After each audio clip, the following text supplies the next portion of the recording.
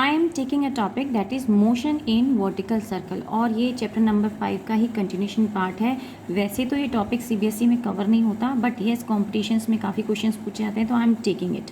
सो हम क्या केस ले रहे हैं, हम केस ले रहे हैं कि हमने एक स्ट्रिंग लिया और स्ट्रिंग के एक एंड पर हमने मास m जो है वो बांध दिया है, और दूसरे स्ट्रिंग को फिक्स करते हुए हम उसे अलाउ कर रहे हैं रोटेट करने के लिए, और कहाँ पर, वर्टिकल सर्कल में रोटेट करने के लिए। तो हम यहाँ फाइंड आउट करेंगे कि डिफरेंट पॉइंट्स पर उसकी वेलोसिटी क्या हो सकती है।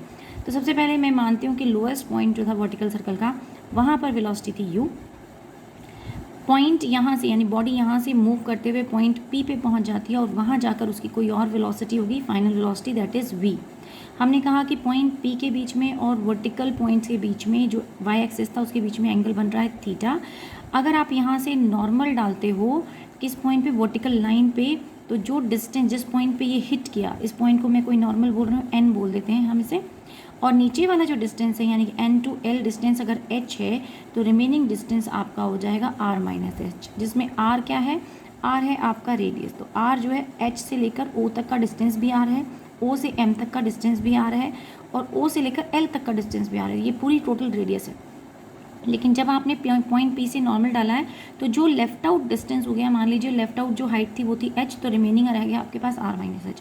तो अब हम केसेस लेते हैं। तो फर्स्ट केस ले रही हूँ मैं वेलोसिटी एट एनी पॉइंट, लेकिन वो पॉइंट मैंने फिगर में शो कर दिया है P। अब P पे क्या डिफरेंट फोर्सेज एक्ट कर रही हैं वो भी हम देखेंगे, लेकिन उससे पहले हम लगाते हैं यहाँ पे conservation of energy, and which states that कि काइनेटिक एनर्जी का सम टोटल और पोटेंशियल एनर्जी का सम टोटल लोएस्ट पॉइंट पे या हाईएस्ट पॉइंट पे क्या रहना चाहिए, सेम रहना चाहिए। सो हमारे मुताबिक कंजर्वेशन ले रहे हैं हम, kinetic energy plus potential energy at the lowest point should be equal to kinetic energy plus potential energy at the highest point. और लॉ कौन सा लिया है, कंजर्वेशन ऑफ एनर्जी। सो हमने लॉ ले लिया है बाय कंजर्वेशन ऑफ एनर्जी, हम इसको यहाँ पर ये पुट कर रहे हैं। लेकिन अब लोएस्ट पॉइंट पे देखिए वेलोसिटी कितनी होगी, क्योंकि हम कह रहे हैं कि उसकी इनिशियल वेलोसिटी है, तो लोएस्ट पॉइंट पे काइनेटिक एनर्जी तो हो गई mu स्क्वायर, क्योंकि किसी ना किसी वेलोसिटी से तो आपने उसे रोटेट करने के लिए वर्टिकल सर्कल में प्रोजेक्ट किया होगा। लेकिन potential energy at the lowest point हो जाती है 0। जब आप पॉइंट P पे पहुँचे होंगे, you must be having some different velocity that is v square, but वहाँ तक आपके पास कोई पोटेंशियल एनर्जी भी आ गई होगी, जिसको हम रिप्रेजेंट कर सकते हैं mgh से, और इसी h को मैंने यहाँ nl से डिफाइन किया। यानी आपने एक नॉर्मल लिया, हमें ये डिस्टेंस चाहिए था वर्टिकल डिस्टेंस, पर यहाँ मुझे कुछ और शो करना है, तो I have represented this h here. तो यहाँ से हमने नॉर्मल डाला, यानी वर्टिकल हाइट कितनी उसने गेन की, वो आपकी mgh हो गई। तो अगर ये h है तो ये आपके पास रिलेशनशिप आ गया, लेकिन हमें तो निकालनी है फाइनल वेलोसिटी। सो आप m और m बोथ साइड कैंसिल कर दीजिए, एंड हाफ को भी अगर आप सॉल्व करते हैं तो यहाँ 2mg, तो मैं फर्दर इक्वेशन लिखती हूँ, that is u square is equal to v square plus 2gh आ जाएगा। Cancelling m from both side, in fact half भी कैंसिल करेंगे तो यहाँ पर भी आपको हाफ से मल्टीप्लाई भी करना पड़ेगा, डिवाइड भी करना पड़ेगा। तो डिवीजन वाला कैंसिल हो गया, बट मल्टीप्लिकेशन वाला रह गया 2gh। But you are finding out velocity, so velocity can be written as v square minus u 2g of h। ये जब इधर जाएगा तो माइनस सिंबल आ जाएगा। So finally v is coming out as u square minus 2g of h। ये आपके पास final velocity आ गई जब आपने किस पॉइंट पर आई है, P पॉइंट पर आई है। तो डिपेंडिंग अपॉन कितनी हाइट पर वो जाता है, सपोज वो हाइट उसकी इतनी नहीं, यहाँ से मिड पॉइंट तक जाता है, तो फिर हाइट रेडियस के इक्वल हो जाती है। तो इसी तरीके से आपको डिफरेंट केसेस आपके मिल जाएंगे। तो यहाँ हम निकालते हैं अब tension along the string at any point. तो अब हमें टेंशन निकालनी है। पहले हमने पॉइंट पे निकाला, वेलोसिटी निकाली, लेकिन अब हमें टेंशन निकालनी है। एंड यू नो स्ट्रिंग अगर आपने टाइप करके रखा है तो टेंशन T जो है इनवर्ड की तरफ एक्ट करता है। तो पॉइंट P पे कौन कौन सी डिफरेंट जो है फोर्सेस एक्ट कर रहे हैं पहले वो दिखाएं, बिकॉज टेंशन को अब हमें निकालना है तो हमें फोर्सेस चाहिए। तो mg जो है वो नीचे की तरफ एक्ट किया, और अगर आपने mg को रिजॉल्व किया है तो इसे मैं अलग कलर ले लेती हूँ so that it will be more clear to you. तो एक फोर्स यहाँ एक्ट कर गई, यानी कंपोनेंट बन गया, और एक कंपोनेंट बनेगा आपका इस तरफ। दोनों कंपोनेंट्स को नाम दे देते हैं। यहाँ जो कंपोनेंट बना वो था mg cos ऑफ थीटा, और इस तरफ जो आपका कंपोनेंट बनेगा वो है mg sin ऑफ थीटा, जिसमें थीटा क्या है, ये भाई ये थीटा है। तो ये लाइन और इस लाइन के, मतलब इस वर्टिकल लाइन ले लो, वर्टिकल लाइन के दोनों पैरेलल क्या हो गए, एंगल दोनों थीटा हो गए। ये लाइन और ये लाइन दोनों एक दूसरे के पैरेलल हमने बनाई है, तो ये थीटा हो गया। थीटा जिस तरफ होता है उस तरफ का कंपोनेंट कॉस होता है। तो आपके पास अब इक्वेशन है। Now we can frame the equation for the tension.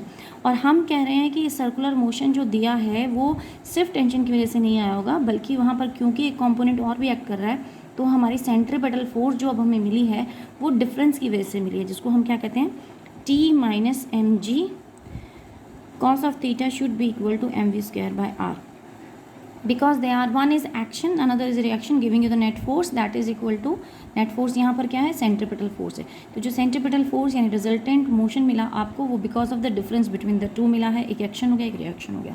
So now we have the equation, now we find out the tension निकालते हैं। टेंशन निकालने से पहले I will require this cos of theta. So cos of theta भी define कर देते हैं।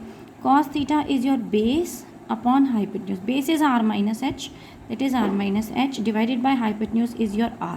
वो तो रेडियस ही है, हर पॉइंट पे वो रेडियस ही है, तो हम यहाँ पर पुट करेंगे उसे।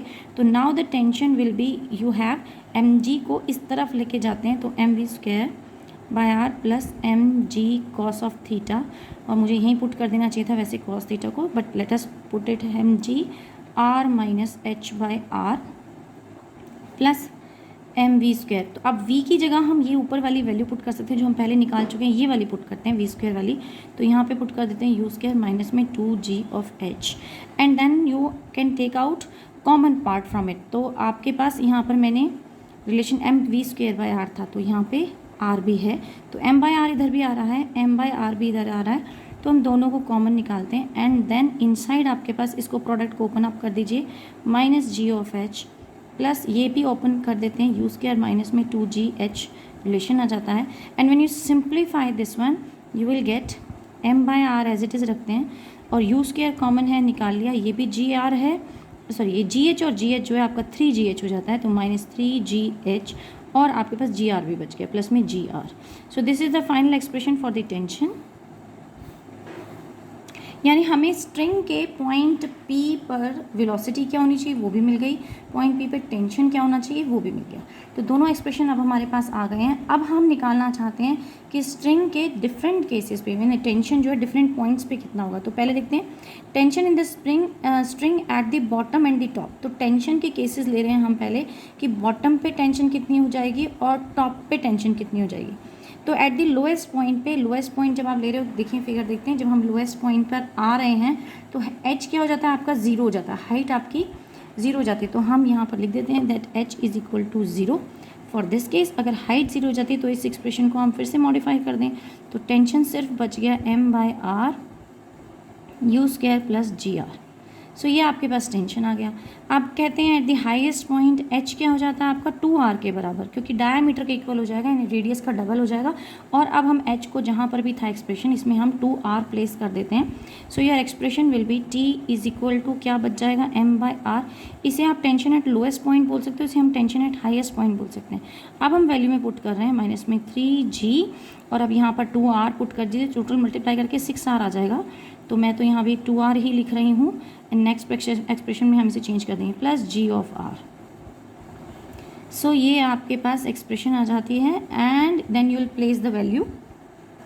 सो the equation would be m by r and this is u square minus, अब आप 6gr में से एक सब्ट्रैक्ट कर देते हो तो 5gr आपके पास फाइनल एक्सप्रेशन बच जाता है ना। अगर आपको डिफरेंस निकालने के लिए बोल दिया जाए कि if you find out the difference between the lowest and the highest point की टेंशन में डिफरेंस बताइए, तो हाईएस्ट पॉइंट लोएस्ट पॉइंट की डिफरेंस वैल्यू ये है, हाईएस्ट की ये है, और अगर हम इन्हें प्लेस कर दें m बाय आर दोनों में कॉमन था, तो लोएस्ट पॉइंट का हो गया u square plus g are minus में यू स्क्वायर माइनस 5gr, और माइनस माइनस हो जाता है प्लस। तो आप सिंप्लीफाई करेंगे you will gate 6mg।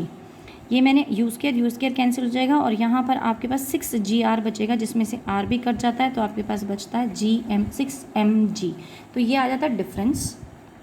Now let us talk about the minimum velocity of projection at the lowest point for looping the loop। तो जब मैंने कहा कि अगर आप चाहते हो कि बकेट का पानी गिरे नहीं और बकेट जो है वर्टिकल सर्कल ले जाए, तो उस वक्त हमें बकेट को नीचे ग्राउंड लोएस्ट पॉइंट पे कितनी वेलोसिटी देनी पड़ेगी। सो यहाँ हम वो कंडीशन निकाल रहे हैं। तो अगर हम चाहते हैं कि हाईएस्ट पॉइंट पे विदाउट स्लैकनिंग, स्लैकनिंग का मतलब होता है रिड्यूसिंग, तो that means the body should cross highest point without any reduce या reduction in the tension. Tension में कोई कमी नहीं होनी चाहिए, या टेंशन ही फाइनली हम कह सकते हैं टेंशन ज़ीरो नहीं होना चाहिए उस पॉइंट पे। और अब ऐसी सिचुएशन में अगर वो हाईएस्ट पॉइंट को क्रॉस करते तो इतनी वेलोसिटी मिनिमम हमें देनी होगी। तो अब जब हम कह रहे हैं कि टेंशन पॉजिटिव रहना चाहिए, दैट मीन्स कि हम ये चाहते हैं कि हाईएस्ट पॉइंट पे टेंशन या तो ग्रेटर हो या इक्वल टू ज़ीरो हो जाए। सो अगर ऐसा होता है तो जो हमारा टेंशन का फॉर्मूला आया था m/r which was equal to u square minus 5rg, ये अभी हमने फॉर्मूला निकाला था, this should be greater than और इक्वल टू जीरो। ये हम हाईएस्ट पॉइंट पे डिफाइन करे थे, this was the tension at the highest point, but वो कहता है टेंशन एट हाईएस्ट पॉइंट या तो ग्रेटर होना चाहिए इक्वल हो जीरो के, लेकिन वो लेस देन जीरो नहीं होना चाहिए। लेस देन नहीं होना चाहिए, अगर लेस देन जीरो हो गया तो रादर मुझे यहाँ कहना चाहिए कि this should not be equal to zero या फिर this should not be less than zero. तो टेंशन नेगेटिव नहीं आनी चाहिए, बॉडी नीचे की तरफ ना गिरे। तो ऐसी सिचुएशन में हमें अप्लाई करना है। और अब हम इसको इक्वेट कर देते हैं, तो m/r को उधर लेके जाइए, जीरो हो जाए तो आपके पास बचा that is equal to greater than और equal to 5g of r, या फिर आप सिंपली लिख सकते हैं u इज़ ग्रेटर देन और equal to under the root of 5gr। तो हमारे पास कंडीशन आ गई है कि लोएस्ट पॉइंट पे u क्या थी, मिनिमम वेलोसिटी, ये थी eight lowest point. So this was the velocity at the lowest point. तो अगर इतनी वेलोसिटी एट लोएस्ट पॉइंट होगी तो आपके टेंशन जो है वो ज़ीरो नहीं होगा, इनफैक्ट ज़ीरो क्या नेगेटिव नहीं होगा, रादर ये कहें कि क्योंकि ज़ीरो तो चलो फिर भी इट विल बी टॉप पे जाके अगर टेंशन ज़ीरो होता है तो चांसेस हैं कि वो ऑसिलेट कर ले, ऑसिलेशंस हो जाएं यानी वापस नीचे आ जाए, लेकिन कंप्लीट नहीं करेगी सर्कल वो। मगर अगर वो ज़ीरो नहीं होता और उससे भी कम हो जाता है, मान लीजिए नेगेटिव हो जाता है, तो इन दैट सिचुएशन स्लैकनिंग आ गई, यानी कि ढीलापन आ गया स्ट्रिंग के अंदर और स्ट्रिंग नीचे की तरफ गिरना शुरू हो जाएगा। तो नीचे स्ट्रिंग आ गया तो जो भी आपकी बॉडी ऊपर जाके बाल्टी अगर उल्टा है तो उसका पानी नीचे की तरफ गिरना शुरू हो गया, यानी उसकी टाइटनिंग कम हो गई है स्ट्रिंग की, उसकी टेंशन रिड्यूस हो गई है और नेगेटिव चली गई है। तो टेंशन बजाय इसके कि वो पुल कर रही है या आउटवर्ड मोशन दे रही है, आपकी टेंशन क्या हो रही है, वो उसको नीचे की तरफ खींचना शुरू हो गई है। सो अब हम बात करते हैं minimum velocity at the top. तो मिनिमम वेलोसिटी कितनी हो टॉप के ऊपर, तो हमने ये तो कह दिया कि आप लोएस्ट पॉइंट पे कितनी मिनिमम वेलोसिटी दें कि वो टॉप मोस्ट पोजीशन पे पहुंच जाए without slackening. So we can conclude from this point कि अगर velocity 5gr under the root 5gr है लोएस्ट पॉइंट पे, तो अगर स्ट्रिंग घूमता हो यानी कि जो भी आपका ऑब्जेक्ट है वो घूमता हुआ टॉप मोस्ट पोजीशन पे पहुंचता है और वहाँ पर आपकी टेंशन भी ज़ीरो हो जाती है, at that point even if tension will be zero तो भी ये लूप कवर कर लेगा। लूप एक कंप्लीट सर्कल ले लेगा, बॉडी एक कंप्लीट सर्कल ले लेगी, यानी वहाँ पर एकदम रुकेगा नहीं motion, it will continue to take the loop. Next condition देखते हैं, the minimum velocity at the top. तो अब हम फाइंड आउट करते हैं कि टॉप मोस्ट पे कितनी मिनिमम वेलोसिटी होनी चाहिए, सो दैट कि स्टैकनिंग ना आए और स्ट्रिंग जो है या बॉडी जो है वो कंप्लीट लूप ले ले। लेट अस से if the velocity at the top is v, तो अगर v वेलोसिटी है टॉप पे तो हमारी इक्वेशन हो जाती है v square is equal to u square minus 2as लेते हैं हम, तो लेकिन यहाँ हो जाएगा 2a की जगह g ग्रेविटी एक्ट कर रही है और s क्या है, बॉटम पॉइंट से ये सर्कल अगर आप लेते हैं तो बॉटम से टॉप तक का डिस्टेंस 2r है, तो वो 2r भी हमने यहाँ पे मल्टीप्लाई किया and then you will get u square minus v square. और u स्क्वायर कितना निकाल रहे थे हम अभी कि अगर हमें चाहिए कि हम स्लैकनिंग ना आए, ढीलापन ना आए या फिर रिडक्शन ना हो टेंशन के अंदर, तो हमारे पास वेलोसिटी इतनी होनी चाहिए मिनिमम। तो u इनिशियल वेलोसिटी हो गई इन दैट केस, तो वो यहाँ हम पुट कर देते हैं 5gr एंड ये कितना हो जाएगा 4gr, यानी वेलोसिटी उस सिचुएशन में आपके पास आ गई under the root gr। That means ये वेलोसिटी क्या कहलाती है, इसको हम कहते हैं critical velocity. This is called the critical velocity. So minimum velocity या फिर critical velocity at the highest point कितनी होनी चाहिए, इतनी होनी चाहिए अंडर रूट gr, कि वो जो बॉडी है वो स्लैकनिंग फेस ना करे और वो कंप्लीट लूप ले ले। तो हमने दोनों कंडीशन निकाली कि अगर आप चाहते हैं मिनिमम वेलोसिटी बॉटम पे कितनी हो, ये क्यों रिक्वायर्ड है, क्योंकि अगर आप इसको नहीं डिसाइड करोगे तो कंप्लीट जो लूप है, जो बॉडी है वो टॉप मोस्ट पोजीशन तक पहुंचेगी ही नहीं, वो उससे पहले ही कहीं बीच में ही रुक जाएगी और फिर वो या तो ऑसिलेट करेगी या वो सर्कल को ही छोड़ के बाहर चली जाएगी। और अगर आप ये नहीं डिसाइड करोगे कि minimum velocity at the top कितनी हो, तो भी आपको क्रिटिकल वैल्यू नहीं पता चलेगी, यानी कि लूप कंप्लीट नहीं होगा। वेलोसिटी अगर वहाँ जाकर ज़ीरो हो जाती है तो देयर आर चांसेस कि वेलोसिटी ज़ीरो हो जाए या टेंशन ज़ीरो हो जाए। तो अगर टेंशन ज़ीरो हो जाता है तो कोई प्रॉब्लम नहीं है कि अगर मिनिमम वेलोसिटी हमने इतनी प्रोवाइड कर रखी है तो टेंशन ज़ीरो होने पर भी लूप कंप्लीट हो जाएगा। लेकिन अगर आपने हाईएस्ट पॉइंट पर इतनी वेलोसिटी ही नहीं है तो फिर लूप कैसे कंप्लीट होगा? यानी इनिशियल तो आपने प्रोवाइड कर दी, बट वो तभी अगर इनिशियल इतनी आपने प्रोवाइड की है then only you will get this maximum velocity at the top. So we can again conclude that v is the critical velocity that is required at the topmost point for completing the loop. यानी अगर हमने initial velocity ये 5 दी है तो आपकी minimum velocity top पे इतनी आएगी। दोनों इंटर रिलेटेड हैं। अगर ये प्रोवाइड किया आपने मिनिमम पे यानी लोएस्ट पॉइंट पे तो ये हो गई आपकी मैक्सिमम पॉइंट पे। इसको हम क्या बोलते हैं? Critical velocity eight highest point. तो ये हाईएस्ट पॉइंट की क्रिटिकल वेलोसिटी कहलाती है। Now talk about the conditions for oscillation of body. So if u is less than √5 यानी अभी हमने इक्वेशन निकाली थी कि अगर ग्रेटर देन और इक्वल टू हो तो फिर वो एक कंप्लीट लूप कर लेगी, बॉडी कंप्लीट कर लेगी लूप। लेकिन अगर वो लेस देन √5 हो जाए तो फिर क्या होगा? बॉडी या तो ऑसिलेट करेगी या वो अपना पाथ ही छोड़ देगी, यानी सर्कुलर पाथ पे वो नहीं रहेगी। तो हम यहाँ केस देख लेते हैं कि अगर मान लीजिए वेलोसिटी जो है बॉडी की पहले ही ज़ीरो हो जाती है एट सम हाइट v1। सो यहाँ पर सपोज मान लेती हूँ मैं सर्कुलर पाथ यहाँ से शुरू किया, initial velocity less than √gr हो गई है, तो अब वो यहाँ पर जाके उसकी वेलोसिटी हो जाती है 0 एंड लेट अस से ये हाइट है h(1). तो अगर हम ये हाइट निकालना चाहते हैं तो v² माइनस u² जो होता है वो 2gh होता है, लेकिन क्योंकि यहाँ अगेंस्ट ग्रेविटी जाते हैं तो g हो गया माइनस, h को हम h1 ले लें, u हो गया आपका 0। तो आपके पास बचा u² is equal to 2gh(1) या फिर h1 आप यहाँ से निकाल लीजिए, that is equal to u²/2g। तो ये एक्सप्रेशन हमारे पास आ गई h1 के लिए। सेम वे हम टेंशन के लिए भी कंडीशन निकाल लेते हैं, और टेंशन की कंडीशन क्या है कि t is equal to tension is equal to 0 कर दें अगर हम किसी पर्टिकुलर हाइट पे, तो टेंशन का एक्सप्रेशन हम पहले डराइव कर चुके हैं किसी भी पॉइंट के लिए, m/r होता है u² प्लस gr माइनस में 3gh। तो ये एक्सप्रेशन हमने निकाला था, लेकिन अब हम कह रहे हैं कि टेंशन 0 हो जाती है और हाइट क्या हो जाती है उस केस में h2। तो मैं हाइट को h2 ले लेती हूँ और इस टेंशन को कर देते हैं हम 0। तो अगेन फर्दर आप इस इक्वेशन को सिंप्लीफाई करेंगे तो m/r, अच्छा ये भी 0 हो जाएगा तो मैं इसको भी नहीं लिख रही हूँ, this one will go in this side, तो ये this will also be 0। So you are left with u² plus gr minus 3gh(2) is equal to 0. So if you will find out h2, so that will be u² plus g of r divided by 3 of g। तो ये आपका h2 आ गया। यानी अब आपके पास काफ़ी situations हो सकती हैं कि h1 और h2 आपकी टेंशन पहले ज़ीरो हो जाए या आपकी पहले वेलोसिटी ज़ीरो हो जाए। उसके बेसिस पर हम बताएंगे कि बॉडी जो है ऑसिलेट कर पाएगी या फिर वो पैराबोलिक पाथ ले लेगी या ट्रैक को छोड़ देगी।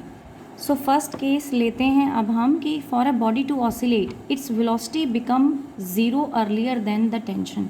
तो हमारे पास वेलोसिटी किस हाइट पर 0 हो रही थी? h1 पे, और ऑसिलेशंस यानी टेंशन 0 हो रही थी h2 पे।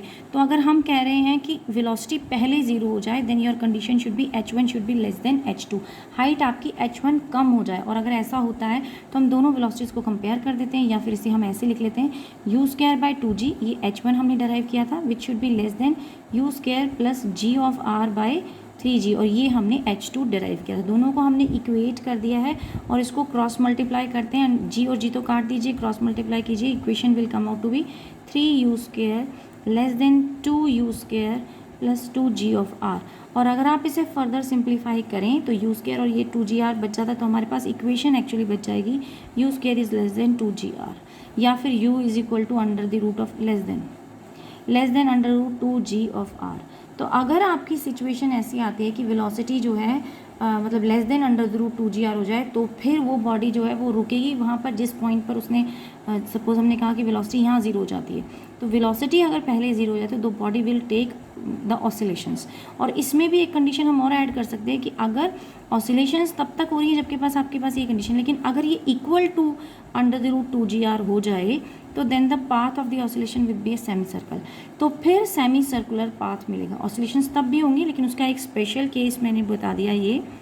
तो यहाँ पर हम लेस देन भी लगा देते हैं sign, so that will be more convenient कि अंडर रूट हटाया है so you will have u is equal to या तो लेस देन होगा इससे या इसके इक्वल होगा, दोनों ही केसेस में ऑसिलेशंस होंगी, लेकिन अगर इक्वल टू आता है तो फिर बॉडी एक सेमी सर्कुलर पाथ लेगी, ऑसिलेशंस जो है ऑसिलेट करते हुए सेमी सर्कुलर पाथ लेगी। दूसरा केस देखते हैं, for a body to leave the circular path, अगर वो छोड़ ही जाए सर्कुलर पाथ तो फिर उस केस में आपका H2 जो है वो लेस देन H1 होना चाहिए, यानी कि टेंशन पहले ज़ीरो हो जाए।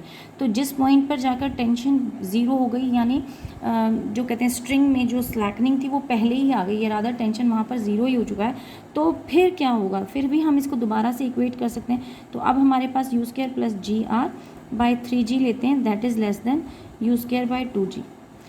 सो अगर हमने इक्वेट किया और फिर से आप इसे सॉल्व करेंगे तो u will be greater than equal to greater than 2GR, ये कंडीशन आती है, लेस देन और इक्वल टू, ये कंडीशन आ गई ग्रेटर देन की। तो यानी अगर वेलोसिटी आपकी √2GR से ज़्यादा है और आपकी टेंशन मतलब पहले ज़ीरो हो चुके हैं तो वेलोसिटी इतनी बन जाएगी, और अगर वेलोसिटी इतनी होगी तो फिर बॉडी अपने सर्कुलर पाथ को छोड़ देगी और एक पैराबोलिक पाथ ले लेगी, और कुछ टाइम के बाद एक पैराबोलिक पाथ लेते हुए वापस वो सर्कुलर लूप को ज्वाइन कर लेगी, तो इलिप्टिकल पाथ हो जाएगा। सपोज आपका सर्कल ऐसे था, लेकिन यहाँ उसने बॉडी ने छोड़ दिया है सर्कुलर पाथ को, it will take a circular loop and then will rejoin, तो फिर से सर्कुलर लूप को वो रीजॉइन कर लेगी। तो ये एक सिचुएशन है कि कब, और ये इसकी एक रेंज होती है कि हम ये बोल सकते हैं कि बिटवीन द रेंज जो वेलोसिटी है वो ग्रेटर देन होनी चाहिए √2GR, मतलब u जो है आपका ग्रेटर हो जाए, u ग्रेटर हो जाए, या फिर लेस देन होना चाहिए 5GR। तो ये मिनिमम पॉइंट पे वेलोसिटी होनी चाहिए। कंडीशन क्या स्पेसिफाई कर रही है, कंडीशन ये स्पेसिफाई कर रही है कि अगर वेलोसिटी इससे ज़्यादा हुई तो भी वो पैराबोलिक पाथ लेगी, और इस वैल्यू से अगर कम होती है तो भी पैराबोलिक पाथ लेगी। ये वो वैल्यू थी, हमने कहा था कि मिनिमम वेलोसिटी जो है लोएस्ट पॉइंट पे कितनी होनी चाहिए, सो दैट कि टेंशन के अंदर कोई स्लैकनिंग ना आए। तो उससे वो कंडीशन थी हमारी कि कंडीशन क्या है, मिनिमम वैल्यू आनी चाहिए ग्रेटर देन और इक्वल टू √5GR। तो अगर ग्रेटर देन और इक्वल टू 5GR तो सर्कुलर लूप आया, लेकिन अगर उससे लेस हुआ तो फिर पैराबोलिक पाथ लेगी, और इससे ज़्यादा हुआ तो भी पैराबोलिक पाथ लेगी। तो यहाँ उन्होंने कंडीशंस दे दी हैं कि ऑसिलेशंस की कंडीशंस क्या हो सकती हैं या पैराबोलिक पाथ की कंडीशन क्या हो सकती हैं। इन द नेक्स्ट क्लास हम कुछ न्यूमेरिकल्स लेंगे। सो आज की क्लास में इतना ही, थैंक यू।